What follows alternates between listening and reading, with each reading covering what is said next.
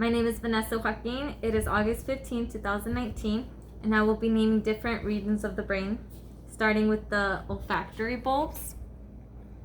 Your optic nerves would be right here. This is your optic chiasm, your optic tract, your mammillary body. This is the whole midbrain right here. These are your temporal lobes, your pons, medulla oblongata. This is the cerebellum. And then the hills right here, they're the gyrus, and the valleys are the sulcus. This is the longitudinal fissure.